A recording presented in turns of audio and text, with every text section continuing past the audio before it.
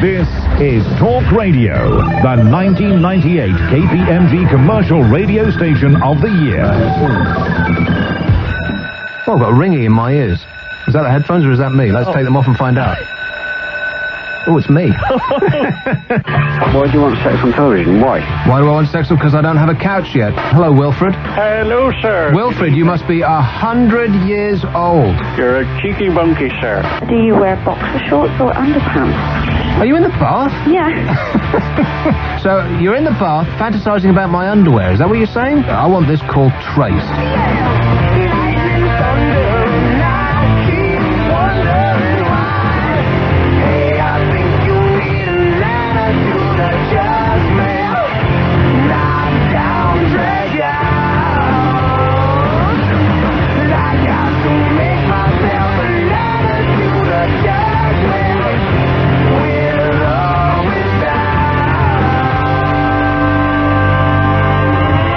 The reason that we've not seen Laurel and Hardy for a while is because some so-and-so has decided, hey, we can make a lot of money out of this. And what's wrong with that?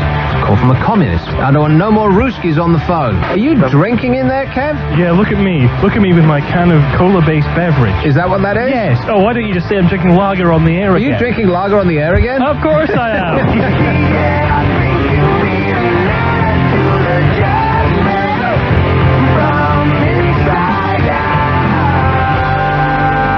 This has gone on too long.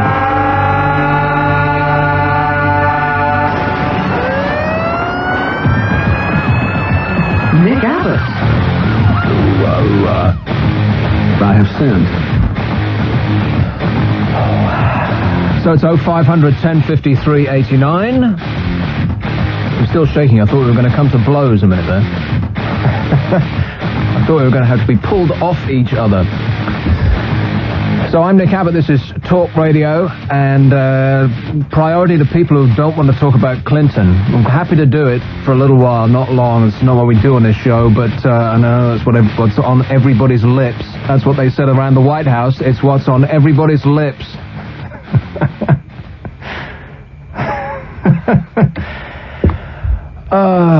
And you know what? The picture that is most clear about this whole thing is that Monica Lewinsky is a nut.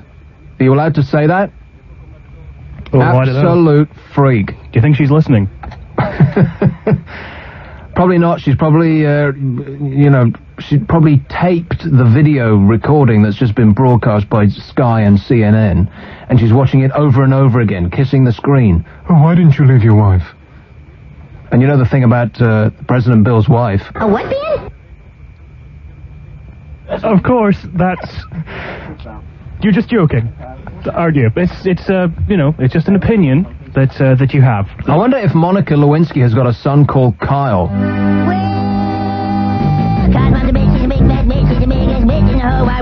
Oh, 500 1053 89. It is a freak all. Let's take one in London first. Hello, Tony. Yes, hello. Can I just comment very quickly about this nonsense with the president and all the rest of it? But quite honestly, the hypocrisy and double standards of the United States fools nobody. You had a talker on here earlier on, and I think he hit the nail right on the head when he says there's more important things going on. And I'm talking about their heads of state, including Tony Blair, that listens to the bullying and obeys to the bullying of the United States, particularly on international law, when the United States are in breach of UN resolutions, and then when somebody else is in breach of one UN resolution, out come the B-52 bombers and all the rest of it. It's absolute hypocrisy, and I think it's time that Tony Blair stood up to this Clinton instead of running behind him like a little poodle and saying enough is enough, you're not going to bully the British government and the European Parliament anymore. I'm referring to the illegal trade sanctions that the United States have imposed on the island of Cuba for the last... Oh, please, like, we don't have ridiculous laws in this country concerning, if it's not Cuba, then it'll be, Ireland or whatever. Everybody's guilty, and the world doesn't run on money, sir. It runs on hypocrisy. You got that absolutely right, and there are more important things to think about, like... Marrakesh, Alak, Marrakesh. There's that problem for a start. Here's one in Camberley. Hello, Andrew. Hello. Andrew. Hi, just Just wanted to call and say how brilliant your 10-15 minutes was with Peter Dealey. It seemed that long to you? Yeah, it was about that. That's what makes talk radio such a good station. Compulsive listening. It was really, really good. Peter Dealey is on one hell of a hate campaign almost against Clinton, and some of his arguments you can shoot holes in them, as you did. I thought I was going to have to shoot it. Yeah, I think so. In the end, you had to cut him off with a commercial break. He just would have gone on and on. But he's been like that for the last few months, and obviously with this Monica Lewinsky situation, it's not just him. It's an enormous amount of people. Less so in this country because by and large we don't care unless we know them personally. We're not interested in their sex life by and large because we're far too busy reading about the sex life of some pathetic soap star or Roman Catholic priest or so on and so on. But, an enormous amount of people in the state, or, no, it is an enormous amount of people. It seems to be this obsessed minority of people in America have gone after him, and it seems that they're shooting blanks all the time, and this, unless they've got something else, they probably do, this was their big push, right? Yeah, this was exactly. This was the thing that they were really hoping was going to bring him down. They could hear that funereal music as they spoke. Yeah. And you know what? He just sailed right through it. No problem at all. And I was thinking as I was watching, because I sat here, it was quite riveting. I watched it for 3 hours, and I thought, any moment now he's going to blow up at these... some of the questions that they asked him were just so outrageous. They had nothing to do with anything they were talking about. They just tried to embarrass him, because the people that were asking the questions knew that this was on video. They'd probably planned ahead of time that this was going to get broadcast on television. The spurious argument that this thing was on video in the first place was that one of the grand jury team couldn't be there. Very convenient. And so they had to videotape it to show it to the guy afterwards. I'm so sure. And they thought, and I thought the news organizations are going to take out the exciting bits, right? In your 9 o'clock news here and all around the world, they'll cut out the bit that we were promised, where he gets up and he storms out and he loses his rag, and that's what they'll show. And I thought, that's going to be a real shame, because what I'm seeing here is a man who is in complete control, and he's just sailing through this without any problem at all. And I kept waiting for it, and then the tension was unbelievable. We had 10 minutes to go, and I thought, please don't blow it. I thought, please don't blow it now. That's also what they say around the White House. That phrase happens constantly. Please don't blow it now, President, they say. Yeah. And he didn't. Well, he's a cool cucumber, isn't he? No question about it. Thanks a lot, mate. 0500 1053 89. We're, what? Are we going to take a break now? If you could. Okay. I know you're off on one, but, I need a massage. That's also what they say around the White House. I believe he has the local massage establishment on speed dial. You know how useful that can be. So this is Talk Radio 0500 1053 89. We'll be back. Nick Abbot on Talk Radio. Free call 0500 1053 89.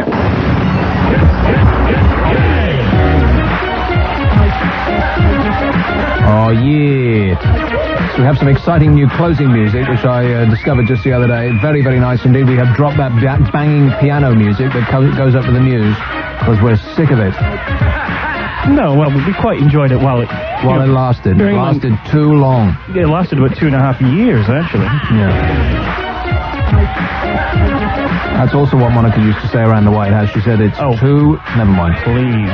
0500 1053 89. It's a free call. Every single damn call on this board is about Bill Clinton.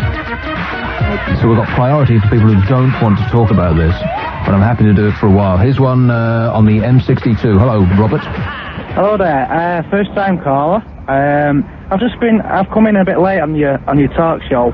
I've just been listening to what people say phoning, but I can't understand why in the first place this has come about. I mean, the two consenting adults. She wasn't raped. She agreed to it. Why is the guy in this position in the first place? It's nitpicking. picky legalese is what it is.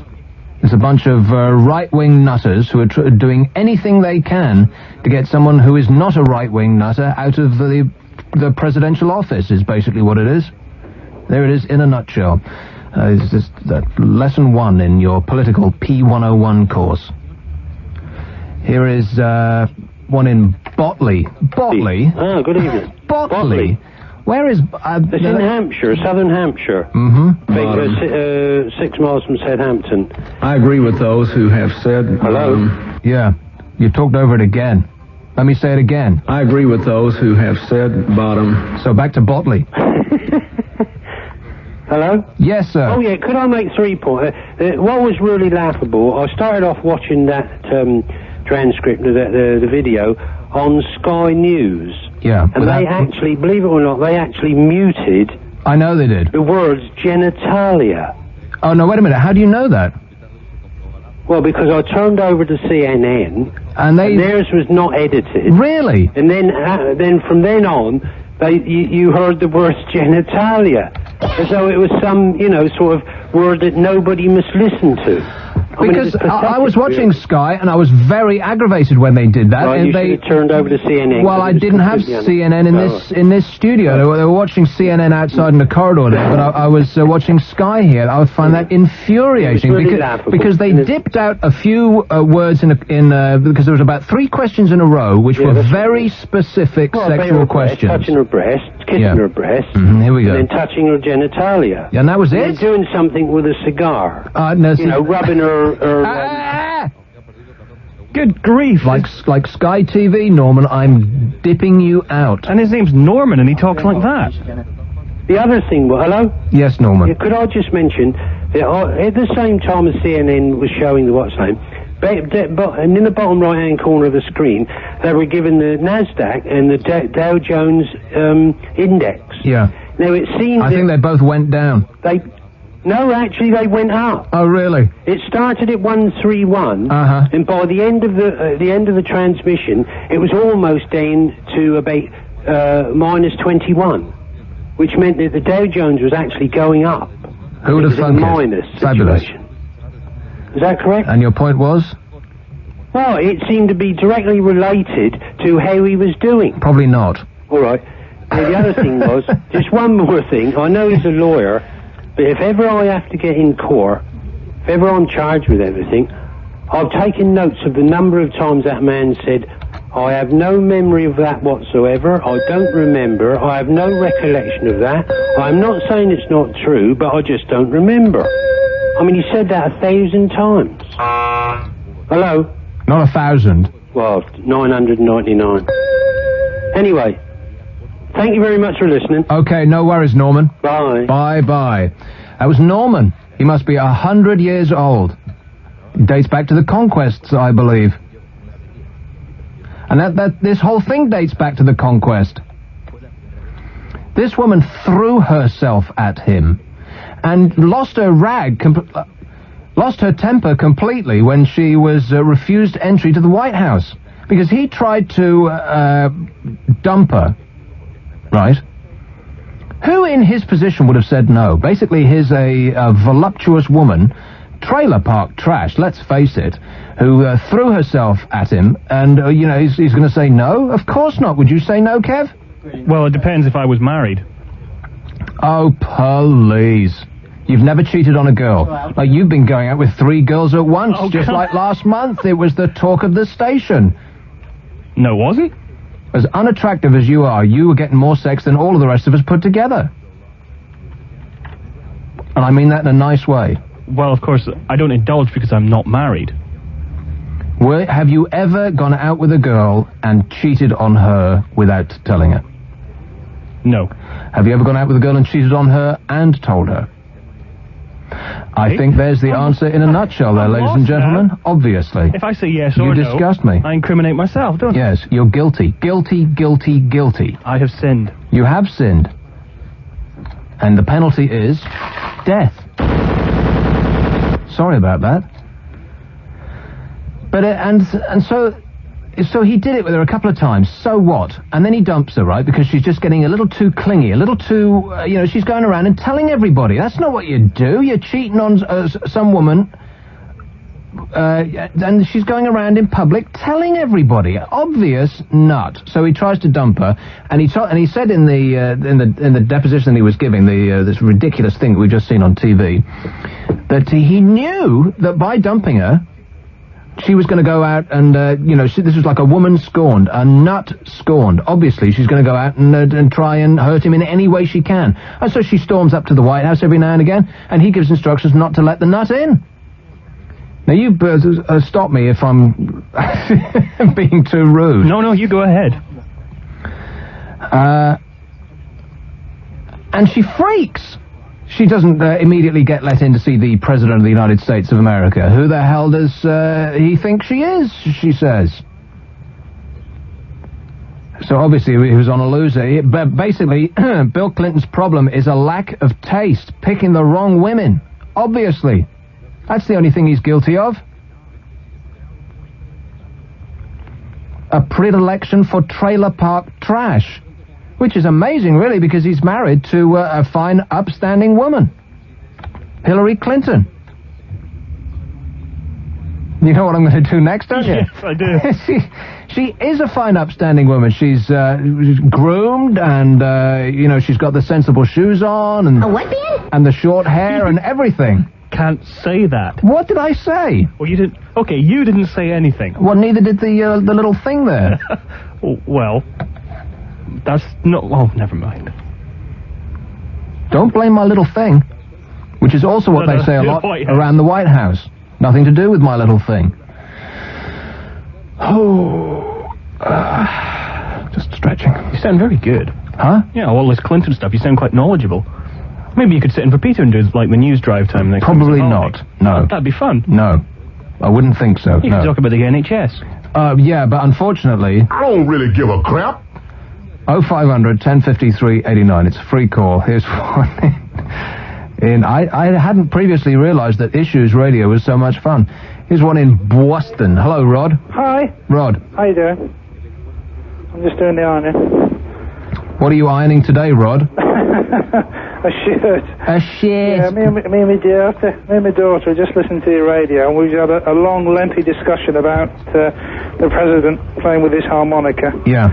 And we've had a long talk about this, and we've decided she's a slapper, really, isn't she? Let's face it. Right. I mean, no one's really had a go at her, but she's got to be.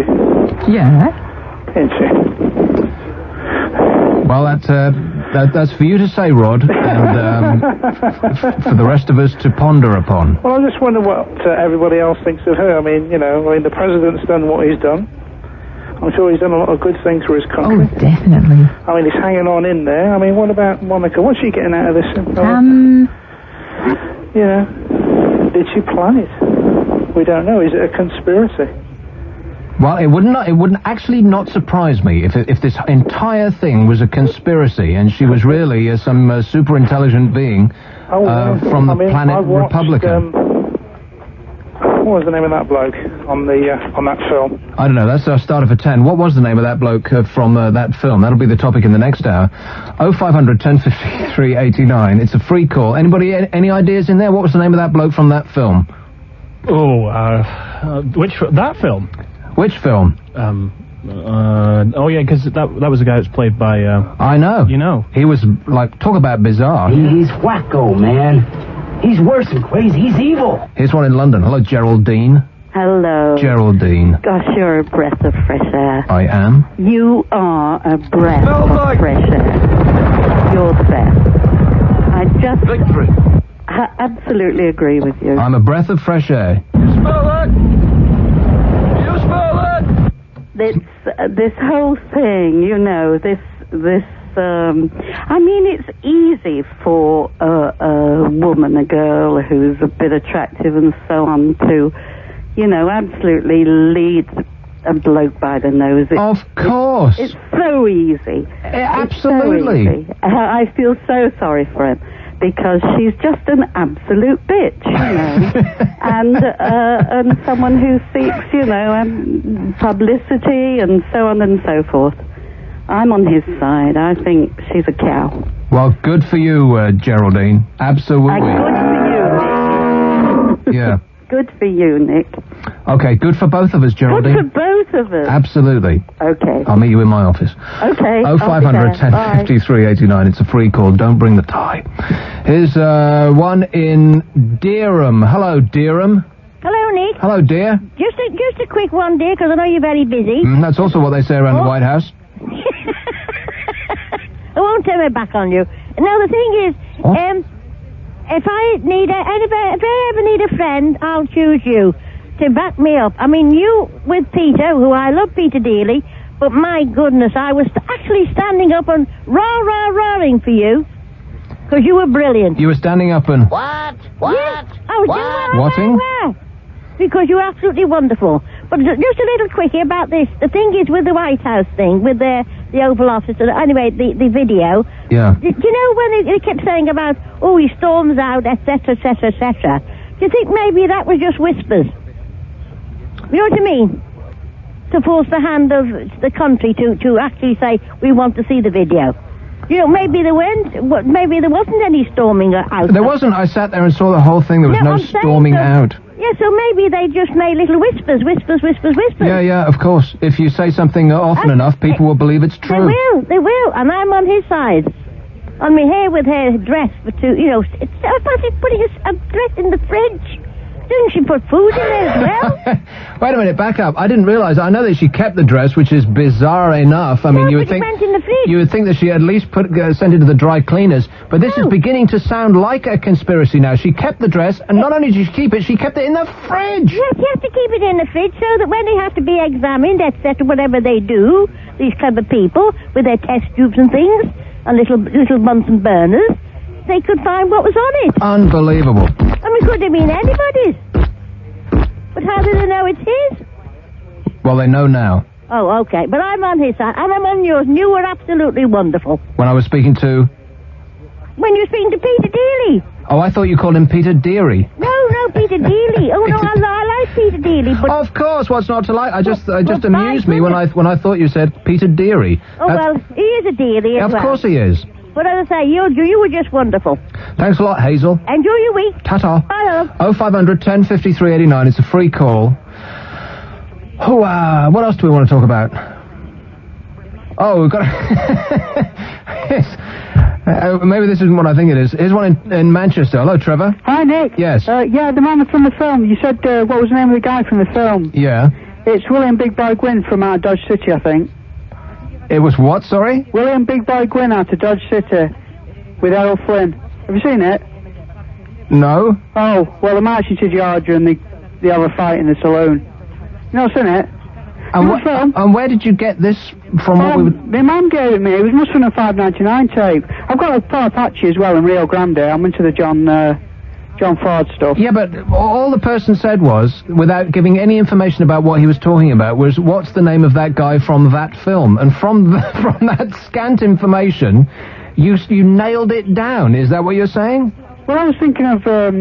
It just happened to be what you were thinking of at the time, and you being psychic and all, psychotic, one on the two. He's wacko, man. He's worse than crazy. He's evil. Absolutely. Here is a call in, perhaps it's about something else. Let's hope, in Berkeley, in Glocks. Hello, Simon.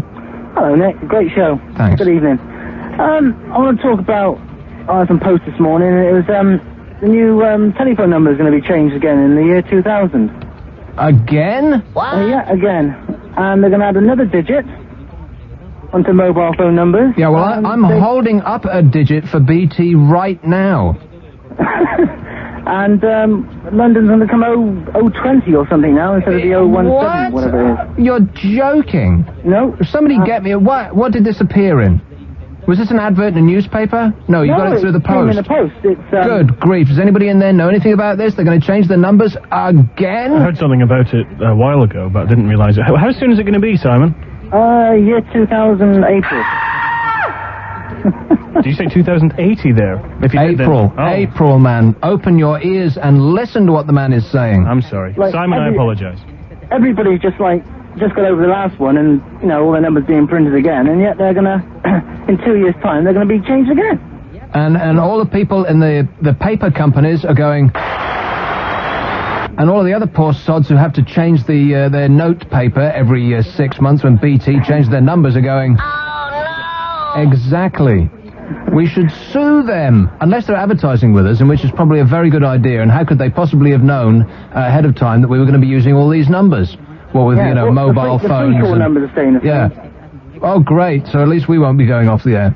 Yeah. All right. Thanks a lot for the bad news, mate. 0500 1053 389. Seriously, what the hell are they doing over at BT Towers? Every 6 months, it seems that we're going to change the number. Oh, we didn't realise that people were going to get, 2 phone numbers, and we were going to need mobile phones, and we didn't realise that, the faxes. Nobody told us that somebody had invented faxes, they said at BT, so we're going to have to change the numbers again. And it seems like only 6 months ago they were saying, though, this is the last time. Absolutely the last. No, we don't need any more. This is going to set us up until, the year dot. There was a direct question at you in there somewhere, Kev. Sorry. Well, yeah, I tend to think that you're either right or you're wrong. One of the two. Yeah. Good call. Here's the one in London. Hello, Mary. Hello. How does your garden grow, by the way, Mary? Hello. Can you hear me? Yep, it sounds like you. Oh, it's Mary in Westminster. Is it? Westminster? Good grief, how posh is that? How much is your flat worth? Oh, not much. Not much? You live in Westminster? You don't live in one of those asbestos-lined flats that Lady What's-her-name... Not right, quite, okay. not far off. Now, I'm ringing about Bill Clinton because I feel he's been set up, definitely. Of course. Now, Monica Lewinsky set out to get him because she told friends beforehand, before she even got in the White House, that she was going to get him. Yeah, and she did in both respects. Yes. Now, he was very wary at first, but she kept on saying, prove your love for me by doing what he done, right? Ejaculating, right? Once she got that on the dress, she raced that to her mother's, and she wrapped it up in plastic and put it in the deep freeze. Unbelievable. Right? Now, what normal woman would do that? There isn't a normal woman on the planet that would do that, Mary, unless there was some hidden agenda there. There was a hidden agenda, either for herself or she was probably working for that star guy. Well, I think now we're throwing around very serious and specific accusations now. She kept that in the fridge for years. Yeah. Right? Until the time was ripe. Right? And then she fished it out as proof, because it was only her word against his, really. But she's brought that out as proof. I know. I think she's evil, and I think she should be banished from society and sent to a nunnery. Yeah, she'd really fit in there, wouldn't she? Right, and because she's now going to go and make a lot of money out of this. Of course. And what she's done to that guy is an absolute disgrace, and I think it's a disgrace to all us women, because I can't see any normal woman doing that. Well, you disgust me, Mary. Why? Because she's just disgraced all women. You said it yourself. And as for that, wait a minute, hold on. As for that star guy, Steinar Basterson. Exactly. So that's all I've got to say. But I think she's an absolute disgrace. Absolutely. And if she's going to go on television now, and what gets my goat is they keep saying in the papers he took advantage of a silly little girl. Oh, please. Well, no silly little girl would do what she did in putting that in the fridge and waiting 4 years to get him. She knew exactly what she was doing. And what I think reflects really well on the man is that he didn't at any time say a bad word about this obnoxious woman who has been desperately trying to make him lose his job and go down in history as this, this figure of ridicule. Well, that's right. And now she's crying, saying, "Oh, I've ruined the only man I loved," and all this kind of rubbish. Can anyone believe the two-facedness of the woman? No, it's incredible. Disgrace, you. Yeah. Absolute disgrace. Well, I couldn't agree more, Mary. Okay, then. See you then. All right, bye. 0500 1053 89. And as for Bill Clinton, He's as honest as the day is long, and you can trust him. 0500 1053 89. It's a free one. Here is a call in Bath. Hello. Hello. Hi, Nick. How you going? All right. You're getting on one there. That's good. Oh, I've got a tidbit of talent. A tidbit of talent. Okay, lay it on us, dude. It's my Peter Dealey impression. Now, he's still in the building. Is he? Yep. Oh, cool. This one's for you, Pete. Namby-pamby, wishy-washy, absolute twaddle. Just answer the question. Don't give me that, minister. Okay, like you said, a tidbit, tiny, itsy-bitsy little bit of talent. Yeah, I get the impression that impressions are usually meant to sound like the person they're meant to be, Yeah, Richie. itsy-bitsy, teeny-weeny, yellow polka dot bikini. Speaking of which, can you believe the size of the... Because you've been watching the Commonwealth Games, right, Kev? No. Have you been watching any of the Commonwealth Games at all? The youth of the Commonwealth have been competing with each other in fields of excellence. How can you not watch that? That's tremendous. I was down the pub. Oh. No, I haven't seen any of it. How can you not have... I don't understand that. How can you not have seen any of it? Because most of the stuff I watch on television are video anyway, and then I never have time to watch everything out of video. So the Commonwealth Games, when that's on, I'm usually watching something which is actually entertaining, as opposed to lots of people in What time do you show up here? About 3, 4, something like that. I show up here when the breakfast show's on air, about half 7 in the morning. Liar. I leave here halfway through Ian Collins' programme. You lie. Who phoned up, by the way, to say that mobile phone numbers have already changed. Yeah. Ian Collins just phoned up. Yeah, I didn't want to go on air and speak to you. Why? He's scared of you. He's not scared of me. He's scared of you. Oh, rubbish. No, he is. Don't be daft. How can he be scared of me? I don't know. Well, what did he say? Well, he just said the mobile numbers have already changed, because you can dial with certain networks. They've already put the number in front of the other number, like it's 07 as opposed to whatever it was before. Shouldn't he be asleep now? Ian? Yeah. Oh no, he's on his way into work. He is? Yeah, he gets in, he'll be here in 2 minutes, and then he does hours of preparation for the programme, and then goes on air, and what you hear is the result of all that preparation. Carefully scripted and everything. Really? I had no idea. Son of a bitch! That's incredible. Yeah, that's second though. I can't remember where we were going now. Probably crashed his car now. Oh, he wasn't driving while speaking on the phone at the same time, was he? Holy poop on a stick. No, he was hands-free. Right. Which is, of course, also what they used to say a lot around about the White House. I'm sorry, you can't see the president. He's hands-free at the moment. Yes. Here's one in... Where should we go now? I've got South Park. I've just cleared one line.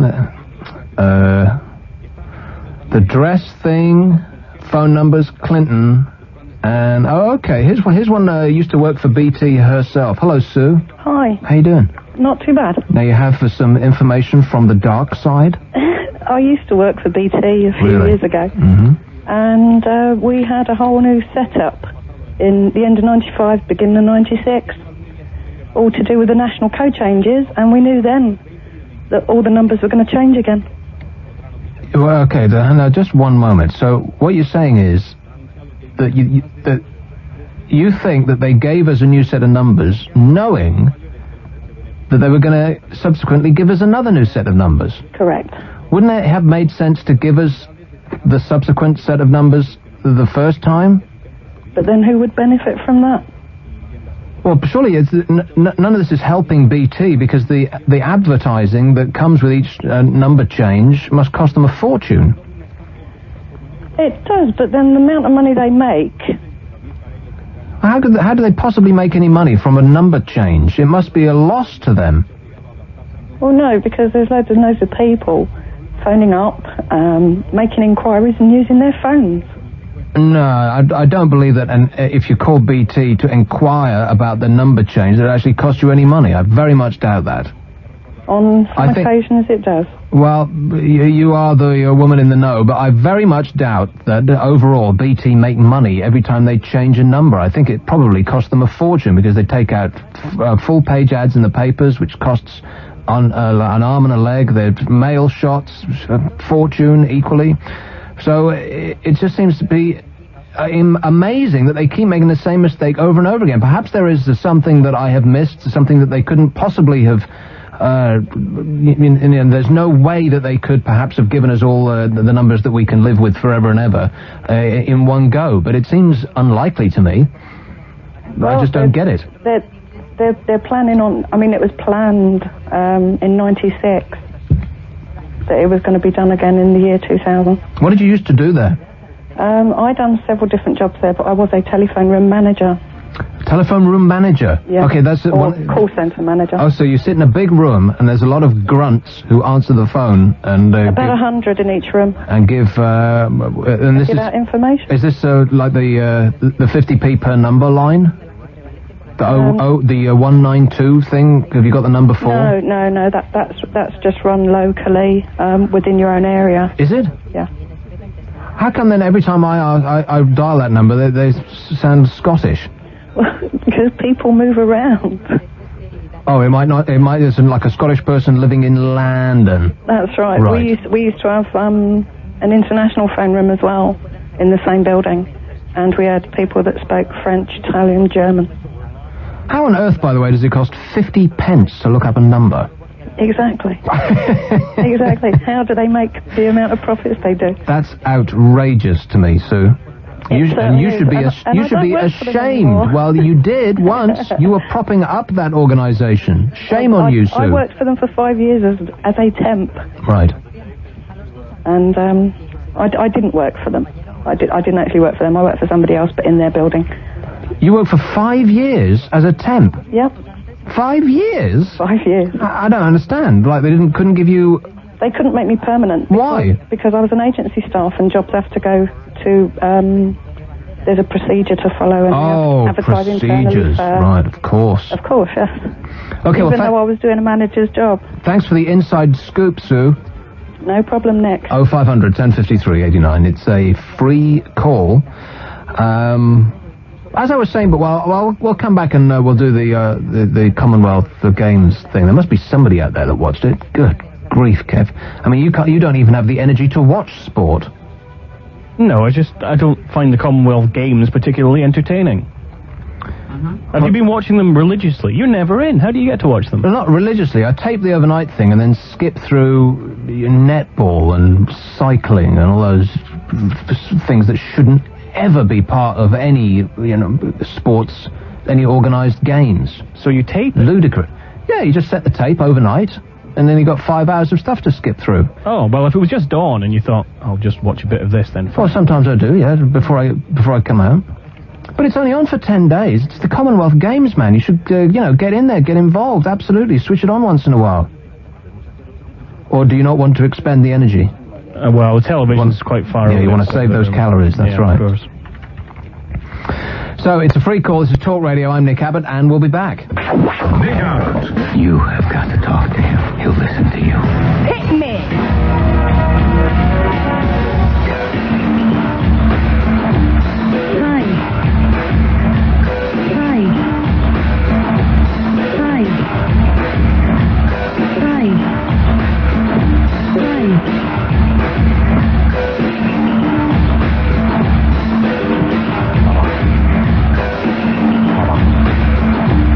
Like I said before, levels, Kev, levels, man.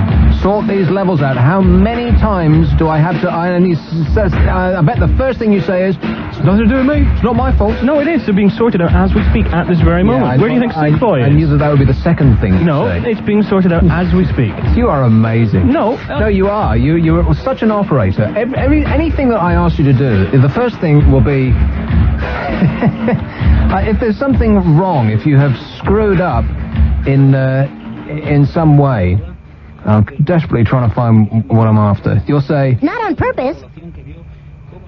and the second thing you'll say, if you don't say that, it'll be, oh, I'm doing it. It's underway. You'll say, and then 3 weeks later, oh, absolutely, I'm still doing it. No, but it's happening now, as we speak. Yeah, right now, right this second. Is it? Yes.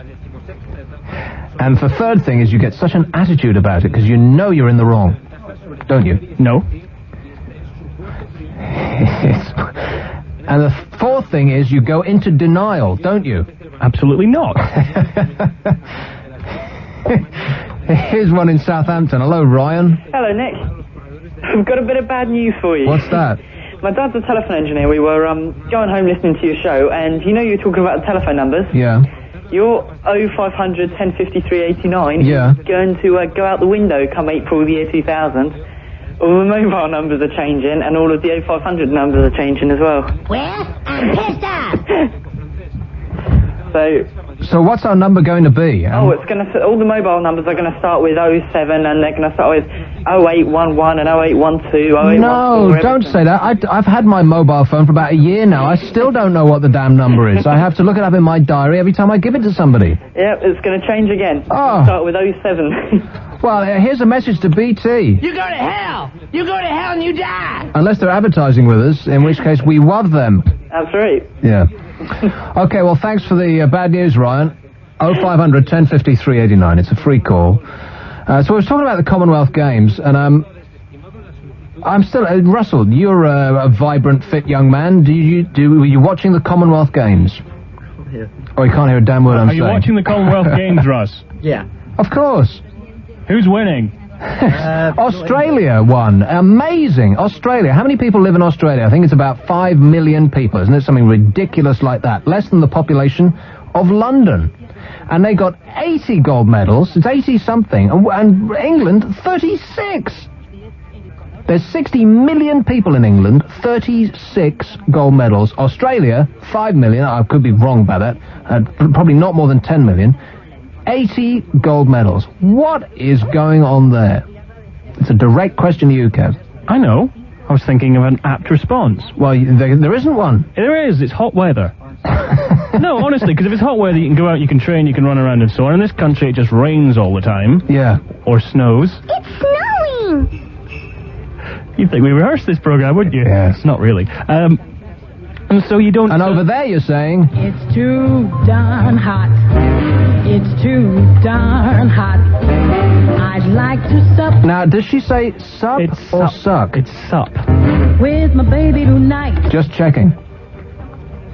Otherwise, that would be something they're saying in the White House. Sup. Oh, never mind. Is that a practice I'm not familiar with? Perhaps that was one of the questions that they bleeped on the Clinton video that we just saw. Well, I think my opening statement pretty much said everything I have to say. Yeah. And what was that again? It's nobody's business but ours. Exactly. And furthermore... I have been on quite a bottom these last few weeks. That's what he said. I don't think there is a fancy way to say bottom, bottom, bottom, bottom, bottom, bottom, bottom, bottom, bottom, bottom. 0500 1053 89. A free one. Here is one in Cattle End. Sorry, there is a fault. Please try again. Sorry, there is a fault. Please try again. I want that carted up. I'll use it frequently. Cattle End, you say? Oh. That was a flashback to the videotape of Clinton. Like I said last week, it's like an emergency on a submarine. They're going down. What I meant to do was... which would fit in with that whole Cattle End thing. I think it's just as well we're not doing a program on telephone operators and how good or bad they are for that to happen, isn't it? Here's a message from Cattle End. 0500 1053 89. It's a free one. Here's one in London. Hello, Richard. Hello, is that me? Yeah, it sounds like you. Oh, great, yeah. Look, leave BT alone, will ya? I work for them. Do you? What do you do? Yeah, a telephone engineer. A telephone engineer? And I understood that it wasn't BT, it was the Oftel that was telling them to change the numbers. Really? Yeah, that's what I understand. I could be wrong. Well, you could be right. Yeah, maybe. Now, are you... I'm only a lovely engineer. Now, an engineer in what respect? Are you one of those... repair... Right, you're one of those people who come round people's houses and they charge you like £100 near enough just to put in another phone. Explain that. Well, no, I didn't do that. I didn't like that. They told us to sell things, but I never did it. I had an engineer come round. I needed another phone put in, and I asked for some slack in my cable. In fact, that's another thing they say around the White House. They say, the president says there's too much slack in my cable. Send Monica in, because she used to be a phone engineer herself, I believe. I wish she worked over here. All right, thanks a lot, Richard. Or can I call you Dick? Joe. 0500 1053 89. Free one. Here's. We're going to go for a break now. Is that what you're saying, Kev? Yes, please. When should we go for a break, do you think? Nowish? Just a second, fat ass.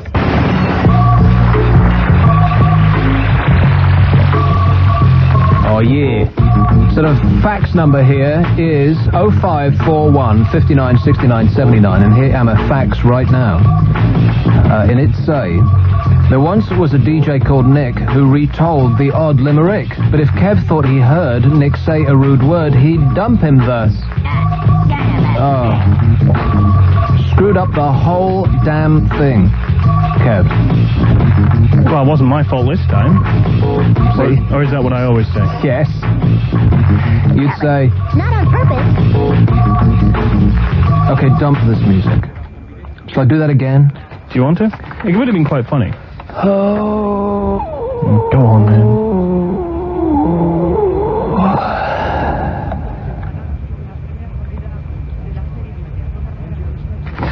So painful. You get a momentum going, and then Kev screws it up, and then the whole show goes down the toilet. Wait a second.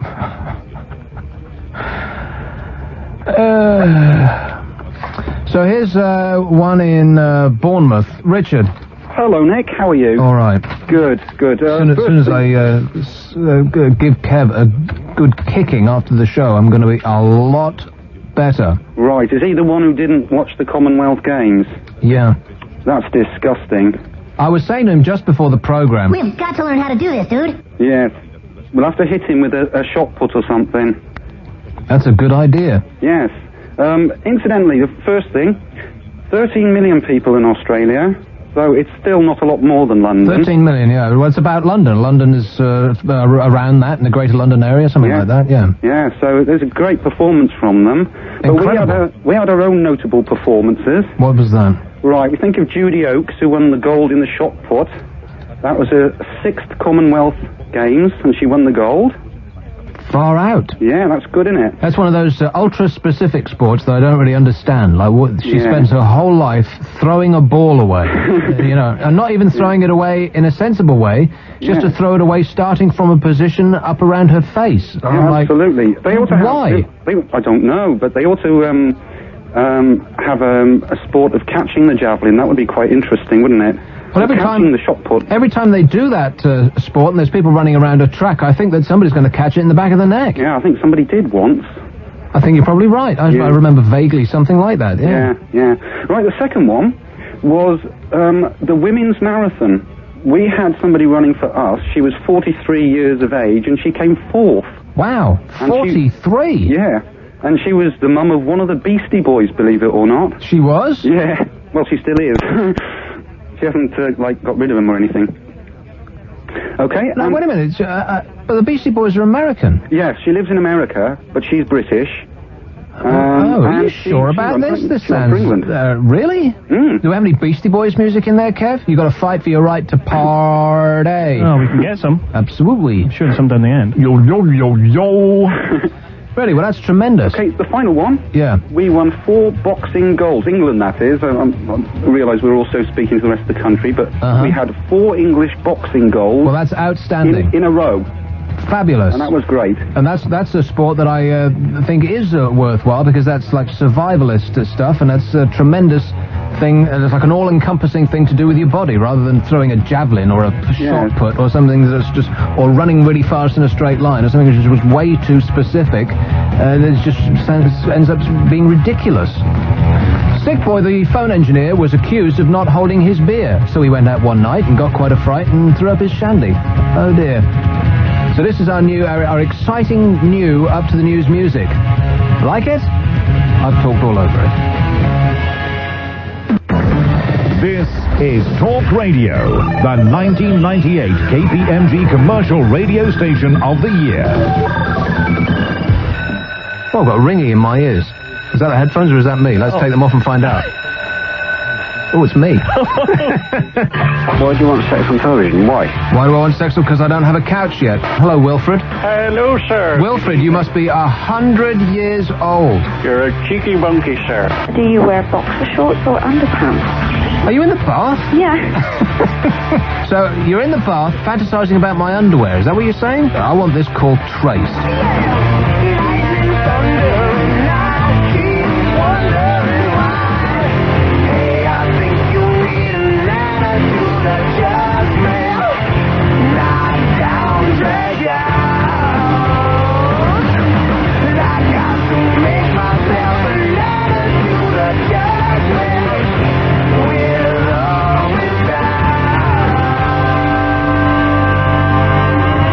The reason that we've not seen Laurel and Hardy for a while is because some so-and-so has decided, hey, we can make a lot of money out of this. And what's wrong with that? It's a call from a communist. I don't want no more Ruskies on the phone. Are you drinking in there, Kev? Yeah, look at me. Look at me with my can of cola-based beverage. Is that what that is? Yes. Oh, why don't you just say I'm drinking lager on the air Are again? you drinking lager on the air again? Of course I am.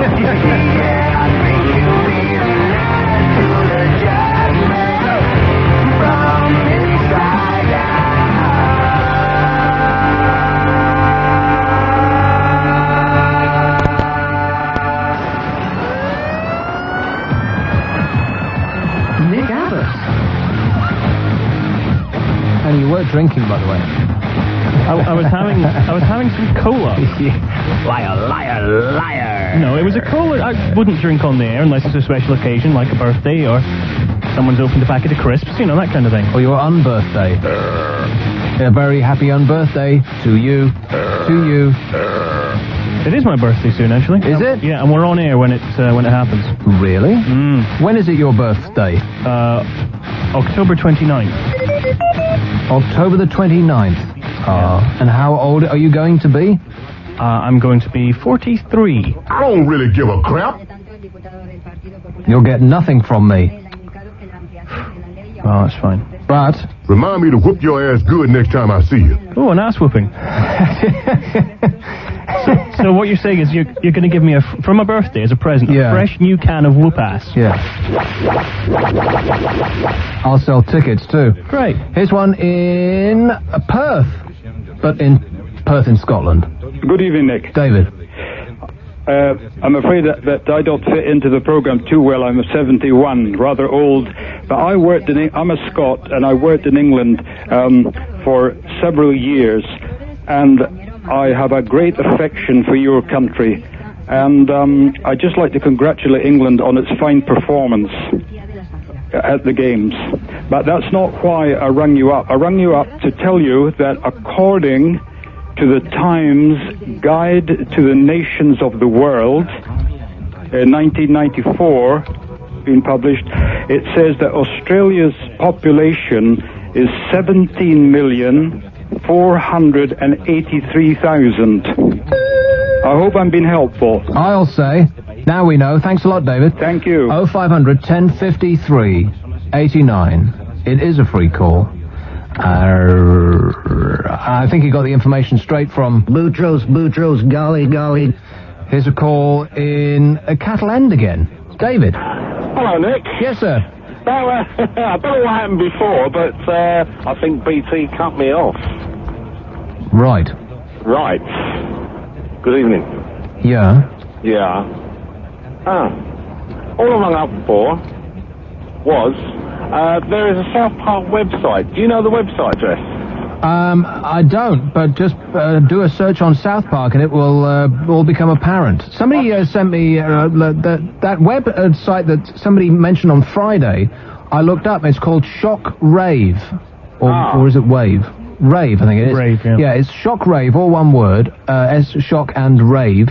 Right. .com. And they have all sorts of cartoons. I didn't really investigate the site fully because I'd unplugged the speakers from my thing. I couldn't be bothered sticking them back on again. But I bookmarked it for further reference. And it looked like they had all sorts of groovy things on there. You could do while the winter weekends away. So there's something to look forward to. Hey, David. Thanks very much indeed. I'm sorry, you're breaking up. Sorry, there is a fault. Please try again. Yeah, here's one, but not during this show. Here's in Cullingworth. Hello, Brian. Hi. Brian. How are you? What? How are you? I'm all right. Oh, this is what we'd like to hear. Mm-hmm. How may I help you? Sorry? How may I help you? I can explain something if you want. Okay. What do you want to know? What? Are you insane? Here's one in London. Hello, Len. What do we want to know? Nick. We want to know how the hell you managed to get on this show, for a start. Listen. Yes, Len. I know he's a customer of mine. He's the heaviest weight of the weightlifters at the Commonwealth Games, and he won a... Thank you. Oh, he won a silver and... Thank you. Who are you thanking? That was a customer. Oh. Just give me £3. Wow, what for? I know, for an overdue film. Oh, so gave you £3 for a good time. Unbelievable, I've been Len. hanging on for about 20 minutes, and I never saw one customer, and now, £3, I can retire. Anyway, listen. You know what Clinton's got in his favour is that Monica didn't sort of have a mysterious accident. Or unexplained accident. Oh, well, you know, there's still time. Yes, there is, you're right. Because if he was a Kennedy, I think she would have disappeared. Yes. She'd be sleeping with the fishes. Exactly. Anyway, yeah, so he got a silver and a bronze, and he's very unhappy about it. She'd be on the bottom of the lake. He's very unhappy. Now, who is this bloke? Yeah, Giles. Giles? Yeah, did you watch it? Because I didn't see the weightlifter. There's a on at all peculiar hours. No, there's too boring. There's a weightlifter called Giles. No, but that's probably why he became like a weightlifting bodybuilder, He-Man type, is because he used to get sand kicked in his face on a regular basis. Because everybody would collapse in a heap every time he said his name was Giles. I know, but he's enormous. I don't doubt it. So he lifted what? Well, he was beaten by the Australian. The Australian guy got the gold medal. Of course. He lifted some unbelievable amount of weight. The only thing is, Giles had already lifted that previously prior to the games, and yet on the day he couldn't do it. Now, of all the sports in all the world, weightlifting has got to be one of the stupidest. I know, well, you haven't met this guy. Well, I wouldn't say it to his face, because I'm a chicken. No, you're not, though, because I heard you having a go at Peter. I thought you were going to stick one on him. Not at all. Don't lie. I could feel the tension. Well, I think Peter's a great bloke. He's a tremendous broadcaster. It's just that on that point, we disagree, that's all. Well, listen, Kev, be careful, mate. Don't get on the wrong side of Nick. Oh, been there, done that. On a daily basis. My phone's going mad now. Okay, time to go, Len. Right. Back to your business. He's gone. I should have asked him what the weightlifter takes out. What some movies he takes out. Barbie does Disney. Or, can't think of any amusing weightlifter type. He probably takes out a lot of, chick flicks. Because deep down he's a sensitive, warm and caring human being. Oh. It's just that, the stern exterior that puts people off. That puts people off the real him. Yeah. Yeah. Probably likes kittens and ponies and things. In fact, deep down, he's probably a her. Well, I should have asked him if he'd undergone the change. Well, I know there's a lot of those women shoplifters. Shoplifters. Yeah. That should be an Olympic event, actually, shoplifting. If you can come in and bench press a shop, then, absolutely, the gold medal is yours.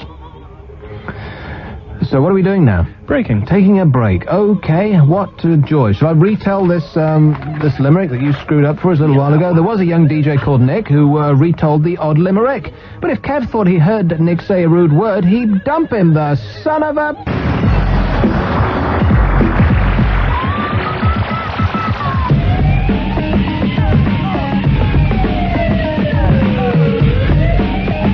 Let's take one about the Commonwealth Games in Orpington. Hello, Mick. Hello, Nick. How's it going? Not bad, mate. You? Yeah. What I was going to say was, I blame it on the news, really, what's going on, because the news is not very good. It's okay, it's on the ball if it's the Spice Girls or Clinton or whatever, Mm-hmm. Diane, as it was. Yeah. Now, I'll give you, for instance, today, thank God, a couple got released from the Bosnia thing. They've been held prisoner for a year. This has gone on too long, they said. Yeah, but I mean, it was only last week that I was round someone's house watching the telly and the news was on, and they showed you a video of these two that the Bosnians, whatever they was, took of them, and sent it over to say that they're okay. Now they've released them this week. Now they've been a year. They've been there. I've not heard nothing about it on the wireless. No, because we're too busy talking about what Clinton did with his bloody football. Exactly. And the other night on the news, I was out last night, Sunday I think it was, wasn't it? Yes, yeah. And on the news there, coming back to the Commonwealth Games, it had, we done well in the Commonwealth Games, this, that and the other. And it showed you a guy swimming, and he got halfway up the pool and he won a gold, and that was it. Then he got halfway up the pool and he won a gold? On the film, they showed you it halfway, you know.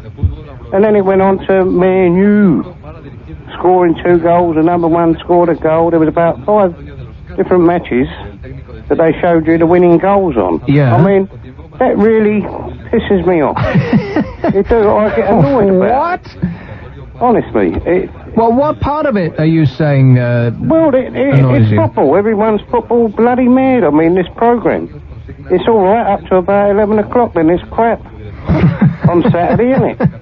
You got Danny Baker.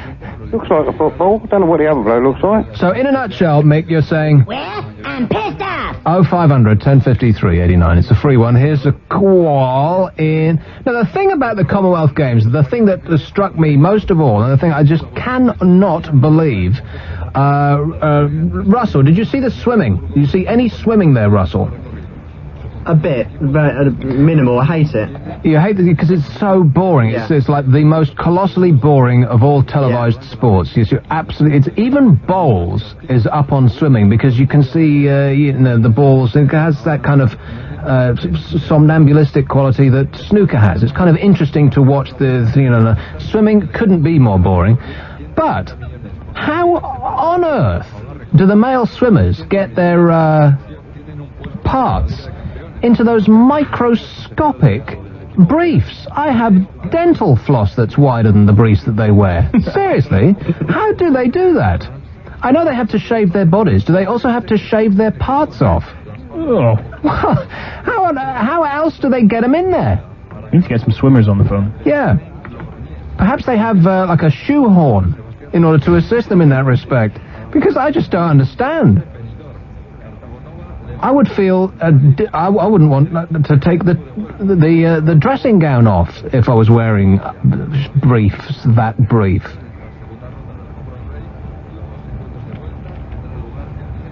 Are you listening to me, Kev? Yes, I am. I'm just trying You're just imagining me in briefs that brief. You disgust me. No, I was just trying to think of how they would strap them down. You know. Oh, now you've gone too far. Well, there must be something like. I don't know, but we should ship it over to the White House immediately, because that's Bill's problem. He needs to strap it down. Here's one in East Grinstead. Hello, William. Hi, Nick. How's it going? All right, maybe they just have the water cold enough that it's, things tend to get smaller. I suppose so, yeah. That South Park site, I've been to that, it's brilliant. You've got to plug your speakers in. Because the Mr. Hanky one, where you've got to fish your Mr. Hanky out of the... you need to stop right there, William. If no one's seen that episode... poop on a stick. If no one's seen that episode of South Park, they absolutely will not get it, so don't bother going and looking at it. But it's... I happen to have that episode of South Park in my bag at the moment. But did you see the David Hasselhoff one, then? Of course. Hilarious. Would anybody in there like a copy of... There's Wendy Lloyd sticking her great mug through the window.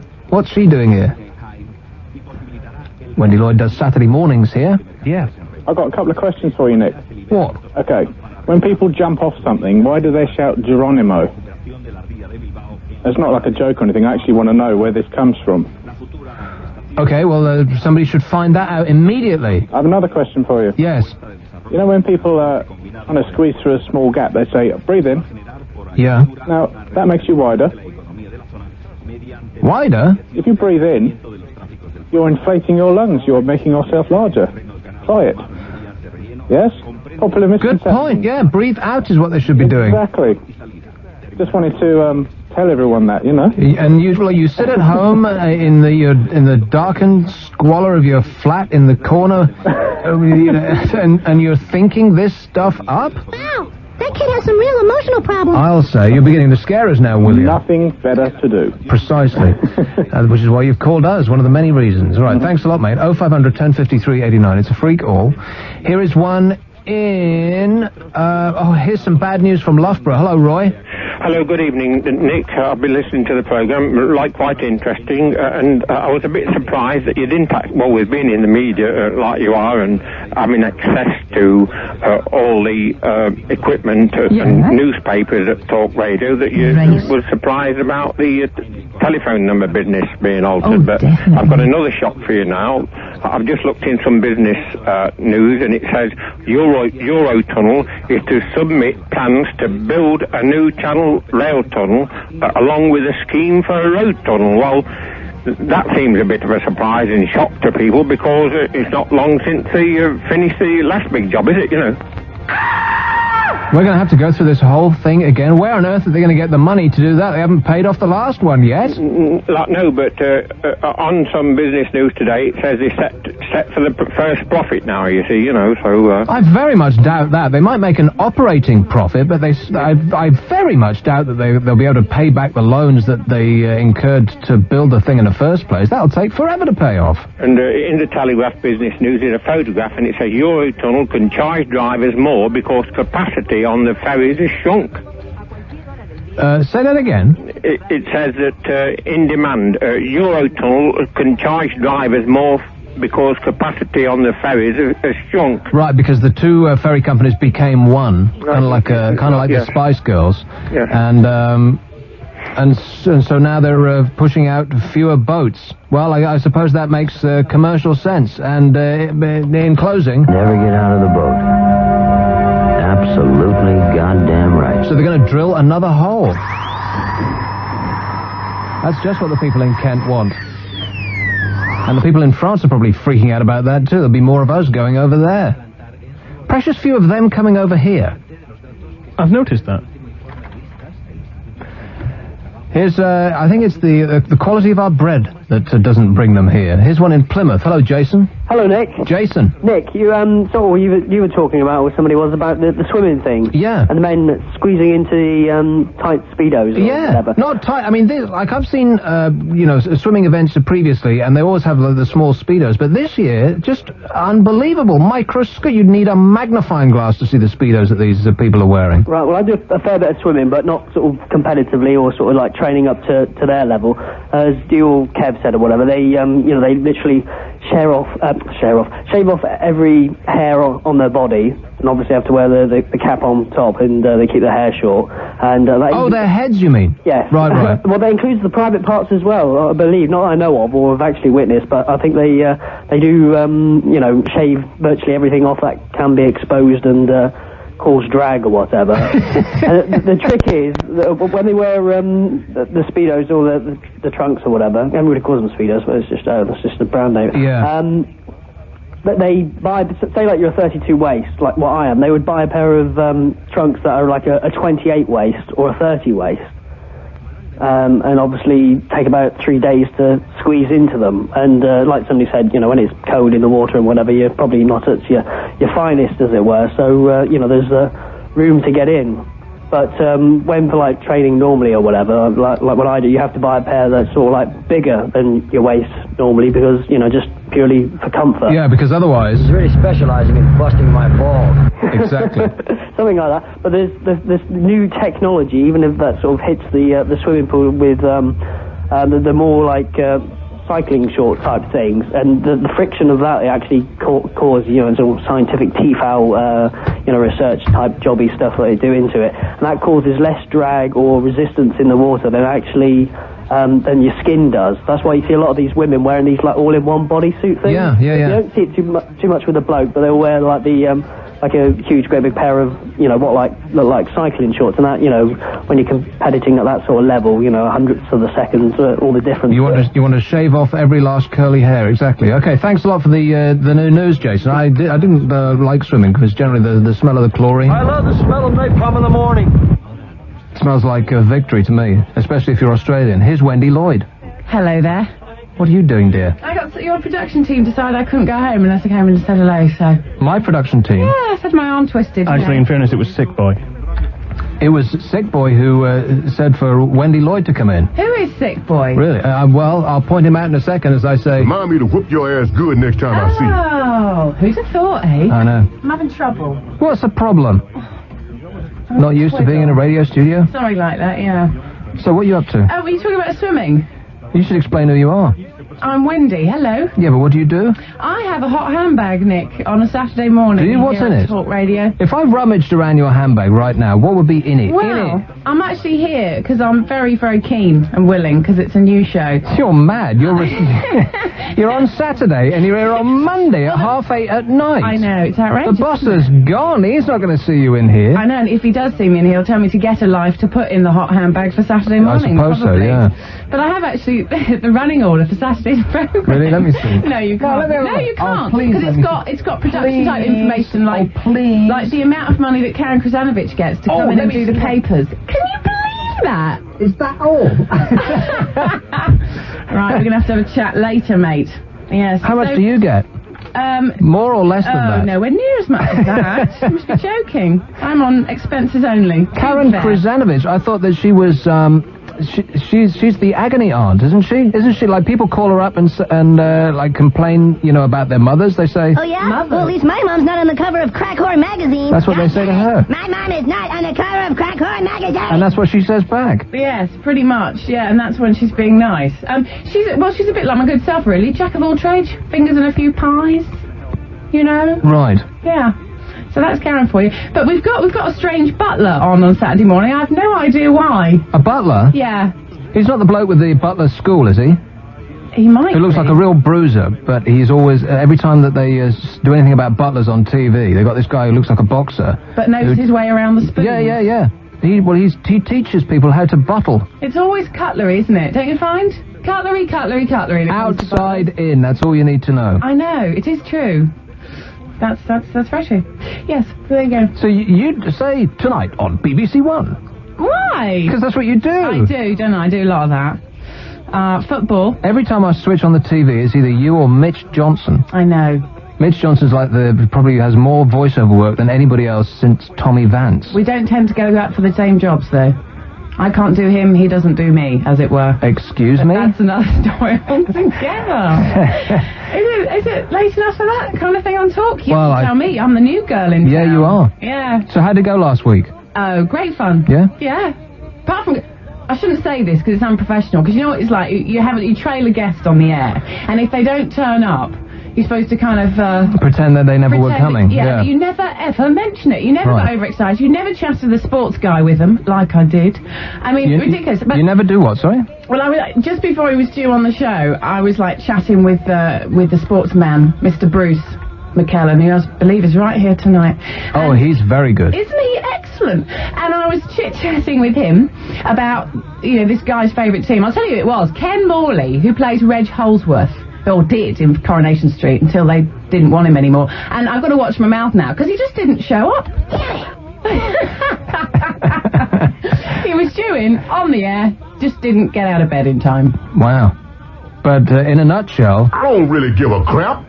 Thank you, Nick. That's very good of you. You just like your toys, don't you? I do. I look forward to coming in here every day because I've got a new thing every day. And one of my favourites of all time. Would you like to hear this? Yeah. It's brand new. Well, perhaps we should leave it until there's a point to play it. I think we'll do that, yeah. But I just want to say, I'm surprised you haven't got one suitable for me because, of course, the fabulous Wendy is part of the fabulous South Park. Really? What, you don't know Wendy? I mean, she's only Stan's girlfriend. Wendy Testerberger, that's right. Yeah. Well, I have one for you.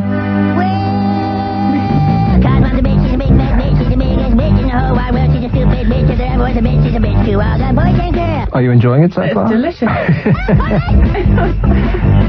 Howdy ho. Right, okay. So that's it? Oh, by the way, if any of your listeners know where to get hold of a Wendy South Park t-shirt, because there's South Park ones, but not Wendy ones. Wendy's like tiny on them, or not there at all. Right, just as it should be. Well, that's not the way I'm looking at it. So if anyone can help me out, let me know. Free call 0500 1053 89. It's the Nick Abbott Show. Yeah, but not on my show. Yeah. Clog the lines up on her show. She wants help with her T-shirts. She? Who's I know. that? That's you. Yeah. So, Saturday at what time? 9 o'clock. 9 o'clock. Till 11:30. In the morning. In the morning. Great. With James the Butler. Thank you, bye. It was Wendy Lloyd. So, where are we now? We going to do a break or what? No, you got 9 minutes before your break. 9 minutes? Yeah. Okay. Well, laugh at Wendy as she falls out. Falls over chairs and things. See you then. Bye-bye. Thanks, Wendy. Wendy Lloyd, back on 9 on Saturday morning with her handbag. Wonder what's in the bottom of it. Wonder if she has extra strength ones. Oh, I see. For added safety. Something else we're asking in the White House. Yeah, it was Wendy Lloyd. What kind of sick weirdo are you? That's the first question that she'll be answering.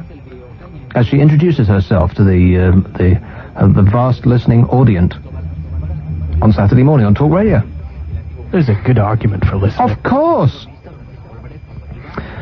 We should have got her to dance. Come on, dance! Dance! Dance, damn you! 0500 1053 89. It's a free one. Here's Aid who can't get laid. Hello, Nick. Aid. How are you? All right. Right, have you ever seen these computerized map things? Like these route finders are supposed to make it a lot simpler. You know the sort of thing, you get everything like on computers now, don't you? Like in this modern age, as we call it. Mm-hmm. And we're actually going to go to York on Friday. Camping for the weekend. You're going to go camping for the weekend? Yeah. Really? Who would have thought? No, it's okay. You do that so well. Yeah, I know it's a bit mad going in the end of September, don't you think that? Whereabouts are you going to go camping? It's a village called Rawcliffe in York. Why there? Well, my brother's been and he says it's good. Right. It's like I've got to kick his ass. it looks just like the countryside. Well, York's a nice place to be. You've been there yourself? Yeah, I have. It's all, as far as I can remember, it was all stone and completely closed. Well, all of Yorkshire is. I've been through Yorkshire. Went to a place called Harrogate a few years ago. Yeah. Was it shut? Actually, it was a Sunday. Yeah, I was there on a Sunday too. There was not one single damn thing open in York. Everything was closed. Yeah, but it isn't news. I think all of the country is apart from London. No, I don't believe that's true at all. You'll probably be able to go shopping in Edinburgh and Glasgow and Manchester and Liverpool and Leeds and all of those exciting places, but not York, because it's illegal or against the law or verboten, one of the three. Anyway, that won't matter because we're coming back on a Sunday anyway. But the thing is, the mate is actually useless at directions. I mean, it is painful if you're not used to driving. I admire anybody who drives for a living. So I just don't know how to do it. Because my mate, it's like you say you got to go down the going down the M1 to London or something. And it says which turn it is. It says it don't matter which way you go down the M1. It's still the M1. You'll get there. Well, that's right. Yeah, just keep going. If you can't figure, go north, if you can't navigate a straight line, Aid, then you shouldn't even leave the flat. Yeah, the thing is, we've got to pick his mate up from Ellesmere Port, and that's like 90 miles out the way. Then we've got to go to York. It's going to take like all day long on Friday. Okay, well, I feel for you. I'm feeling it at the moment. 0500 1053 89. Make sure you take more than one canvas, because it always sounds to me like you're too tense. Oh, painful. Man. It's one in... but send us a postcard. I'll be back before it gets there. Well, either way. Here's one in Liverpool. Hello, Paul. Yeah, hi. You're saying about the number changes with BT? Yes. Right, well, what seems to me, they're saying about you've got to sort of do these double trade spreads to, announce number changes and everything, and that obviously costs a lot of money. They seem to be putting a lot of money into the friends and families. I mean, they have the 10 friends and family numbers, they've got the best friends numbers, and also they're doing a big national advertising campaign about 10% off national calls in September. Really? I haven't heard about that. Yeah, well, it was more on the TV. Okay. I think it was. But it was coming off, I think you had to apply for it before. Yeah. Okay. Then you got 10% off. And what's your point? Well, it bears in mind that it must be costing a lot of money to do this. Why don't they just give it them anyway? Well, because I think if you make the public aware of something that's got a discount, then they will use it more, thereby spending more. But rather than having to register for it, seems a bit daft having to register yeah, for I find that all annoying. Why don't they just give us the discount anyway? Damn it! Should do. Yeah, should do. But the 10 family numbers that they give you as well, you don't necessarily ring those as the best 10 popular ones anyway. So. Well, that was a bit stupid of you to give them the wrong numbers, Paul. It certainly was. It certainly was. Get them changed. I will, yes. All right, thanks a lot. I've got to move on because... Come on, we're running late. Here's one in York. York. Hello, Tom. Hi. Tom. Yeah. Just to let you know, the guy that rang wanting to find York, I'm ringing from York. Tell him not to bother, because Rawcliffe's terrible. Rawcliffe? Rawcliffe in York. It's terrible. Why? Well, he's meant to be camping there. Yeah. And it's one hell of a place. Well, go on. Don't know where he's camping, because there isn't a campsite. Well, what's there? Nothing. Nothing? Nothing. There must be something there. Just houses. Was there any booze in those houses? I've got tons of booze in my house. I tell you what, there's a couple of nice pubs, but that's about it. Wow. So there we are. Okay. Yeah. Thanks a lot, Tom. But it is near York, and York's nice. York's good. Of course. Of course. I live about 6 miles south of York. And that's even nicer. Well, 6 miles south? Yeah. Okay, well, perhaps you'll be able to pinpoint it on a map. Yeah. Thanks a lot, mate. 05, I'll send him a compass in the post. 0500 1053 89. It's a free one. Here is a call in... who's been waiting the longest? Let's do this fair now. I've just been punching them up at random so far. Here's one in Bradford. Hello, Richard. Hello, mate. How you doing? All right. You surviving? Yeah. Good. Yeah, I was just ringing on... I was going to start with this Clinton thing, but you've had that many different points going on now. I've kind of lost all the track of it.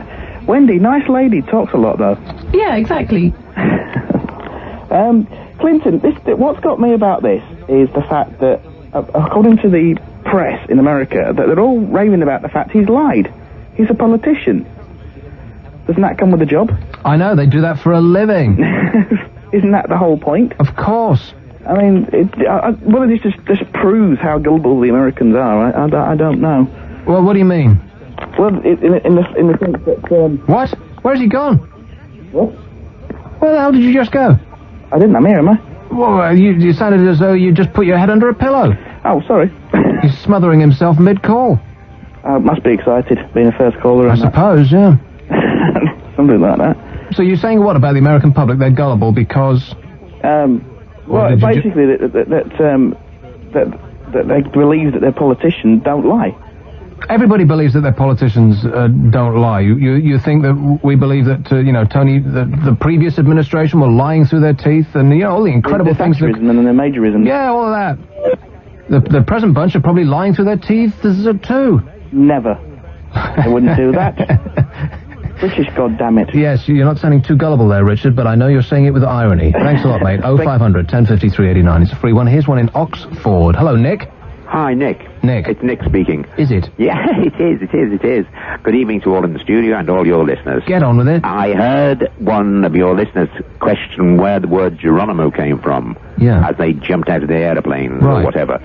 Geronimo was an Indian chief, as you probably know already. He was exactly. Head of the Sioux Nation. Yeah, one of the last Indian chiefs to survive. No. A great warrior.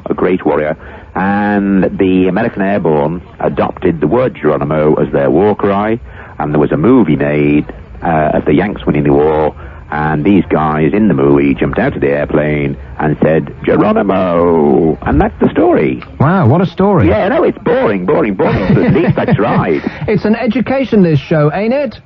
But not in English.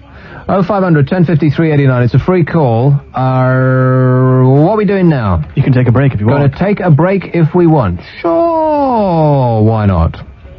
Okay, if you want to. Okay, let's do it.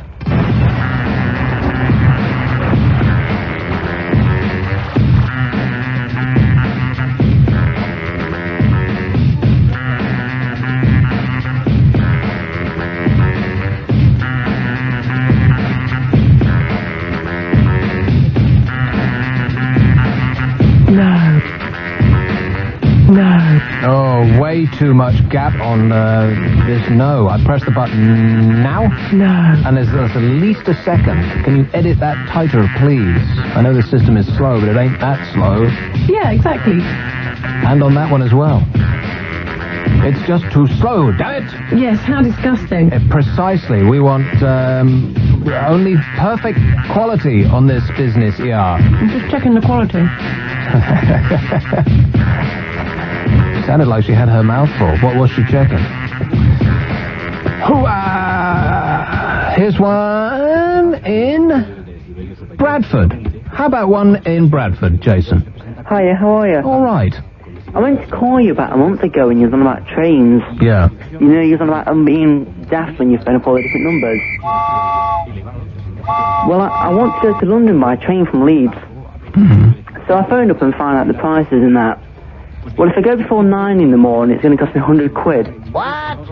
After 9 o'clock, it's going to cost me 60 quid. Oh, no! And if I wait 2 weeks, it's going to cost me 25 quid. £25? Yeah.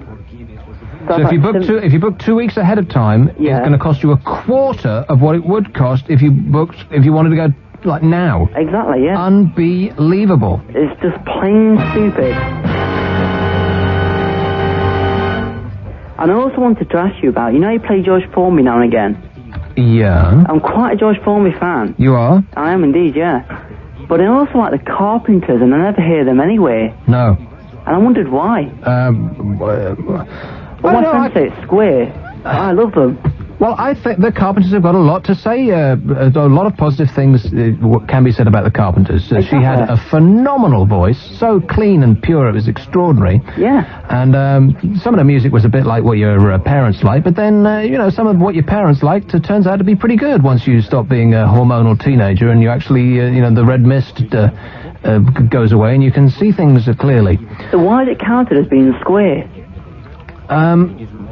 I mean, I've got every single album they did, every single studio album. I've got about 52 Carpenters albums in total. So maybe that's a bit fanatical. But whenever anyone comes around, I put them on, and they moan.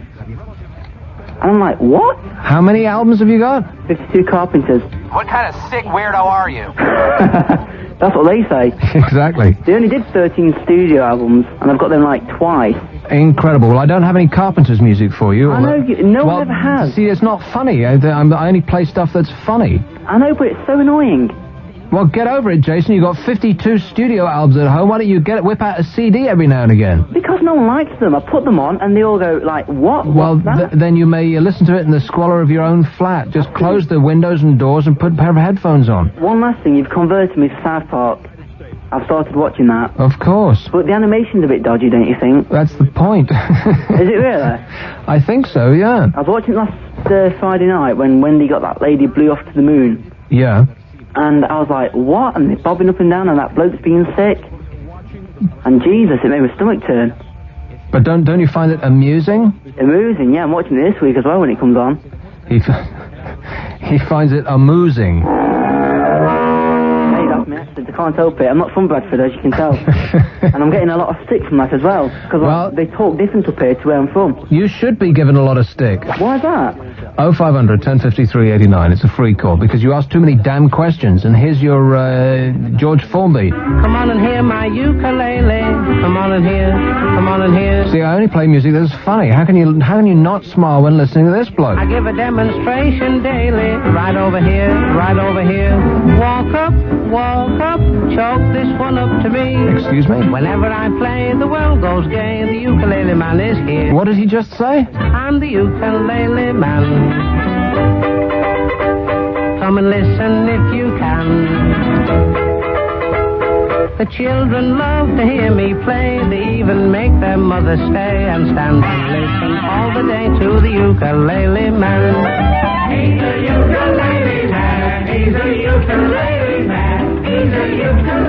I'm the ukulele man. He's playing with his ukulele. What a picture that brings to mind. What a picture, ram-tiddy-am, bam-bam-bam-bam, stealing your family. I wonder if it has anything to do with this. Probably. 0500 1053 89. I've got no idea. That's what I thought he said, yeah. So we'll be back. Meanwhile, we'll be...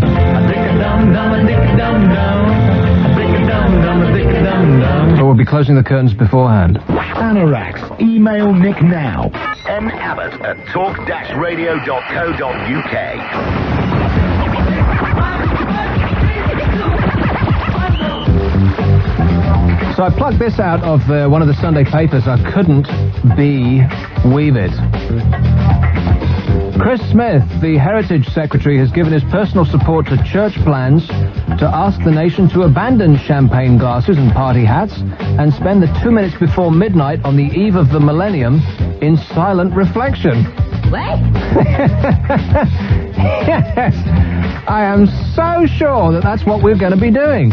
The 2 minutes before midnight, in like a year and a half, whatever it is, year end 1999, we're going to be spending the 2 minutes before that in silent reflection. Of course we are. Of course. Yeah. You know, we won't be too drunk to care then at all. What planet are these people living on? I mean... Well, have you heard a more asinine thing? I mean, it might be a nice idea, but realistically, you're kidding. I mean, it just really goes to show that these people are not in touch with the modern world at all. They must constantly go around thinking that life is like the illustration on a box of chocolates. It ain't. Never was. Because you know what you're going to get, and part of it's always those horrible coffee creams that nobody eats. Coffee creams? Well, I'm pissed off. I like the orange ones on myself. Yeah, me too. What about strawberry? No, strawberry ones make me go... Do they? You haven't played that thing yet, by the way, have you? No, I know. Well, there's not been a good reason to play it. No. It's very exciting, though. It's very exciting. An official group representing the country's main faiths, backed by the Archbishop of Canterbury and Cardinal Basil Hume, the Roman Catholic leader, has been discussing the plans with ministers in an effort to inject Christianity into the celebrations. What the hell has Christianity got to do with the year 2000? That was a joke. Every household will receive a candle. Really? I didn't know this. Every household will receive a candle and a millennium resolution from the churches to help them meditate on the meaning of the event. Mr. Smith said, in my view, it's a good idea, and many people will want to follow it on the eve of the dawn of the new millennium. I certainly hope to include it myself.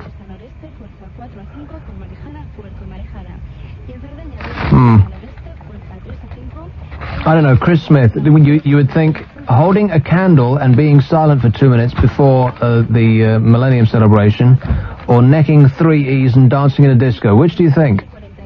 Well, I think it's more likely to be having a couple of pints, Nick, because, you know...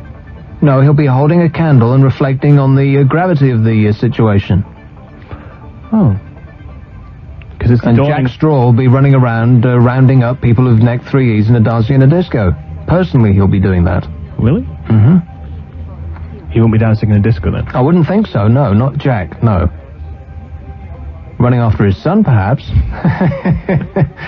Wow, that kid has some real emotional problems. Probably not, no. He's grown up in a stout family environment.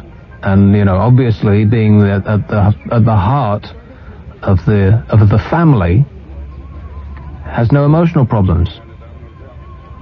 Of course not. Of course not, no. Here's one in Northern Ireland, Lisbon, Alban. Hello. Hello. Well, you see, I was on the Eurotunnel about a year ago. You were talking about the Eurotunnel, weren't you? Yeah, yeah. Well, you see, I was on it, you see, and I had to bring my dog with me, and they actually wanted me to charge £10 for my dog. I think that is a disgrace. Yeah. And also, when I got on the food, I had to pay for the food, and it was cold when I got it, and I paid £25. Right. What kind of an accent is this? Well, you see, my mother was born in India, and my father was born in South Africa, so I'm still with a mate here in Northern Ireland. Amazing. It is amazing, isn't it? You end up sounding like... Marrakesh, Alak, Marrakesh. Here's one in Nottingham. Hello, Philip. Hi, Nick. How you doing? Basically, I'd just like to say that I don't think the Commonwealth Games were that much of a success, and I think the organisers must have agreed with it, because I was watching like the closing event tonight, and it had the Queen, and she was closing the ceremony. She said, whatever she says... Pronounce you man and wife. No, she says, I now pronounce the Commonwealth Games closed, and that was the biggest cheer the whole thing got. No, seriously, it was. Really? Yeah, everyone sort of cheered when that happened. No one else cheered during the whole event from what I saw of it. Huh. Yeah, and I'd also like to say that Veronica's Closet, that new comedy, have you seen that yet? Which one is that? Because there's a couple of American sitcoms that have come over just recently, both of which were talked up through the roof, and I can't remember which is which. Well, this Veronica's Closet one's got that woman out of Cheers. Kirstie Alley. Oh, Kirstie Alley. Yeah. I love her. I would watch her in anything. It's okay. It's okay. It's all right. The thing is, it's got Kirstie Alley in it, and I think she's hilarious. So she rises above any script that she'll be given, because she just makes me laugh. And the other one I think you're thinking of is that Desperately Seeking Susan. This other one on Channel 4. Desperately Seeking Susan? That's a film with Madonna in it. No, I think... No, you're thinking of Suddenly Susan, yeah, Philip. That's it. That's the Brooke Shields thing. Yeah, that's rubbish as well. A what being? No? Brooke Shields. Oh, Brooke Shields. Yeah. Oh, You misheard me. Right. Yeah, and that was complete rubbish as well. Okay, there's no pleasing you, is there, Philip? Not really, no. Not really, no. Okay, just checking. 0500 1053 89. There's another unsatisfied customer. Here's one in London. Hello, Solby. Nick? Solby. Hello, sir. What kind of a name is Solby, Solby? Solby is from the Isle of Man. Is it? And it's Norse for, I don't know, horned rapist and pillager or something like that. Wow. Yeah. So while I was hanging on the phone... By the way, yeah, okay, you go ahead and I'll tell you... you go ahead. Sorry, I interrupted you. Carry on. While I was waiting on the phone and listening to George singing, I tried to come up with this little limerick. Yeah. And it went something like... the question I ask, the answer to here, how did homosexuals become labelled queer? Okay, wait a minute. Have we checked this limerick? Because I'm nervous. Have we checked this lyric? Russell, have we checked this limerick? He didn't want to talk about limerick. Oh, well. Okay, call another show. Here's one in West Drayton. Gillian. Nick. Gillian. I've got the amp with you. What's that? I've got the right amp with you.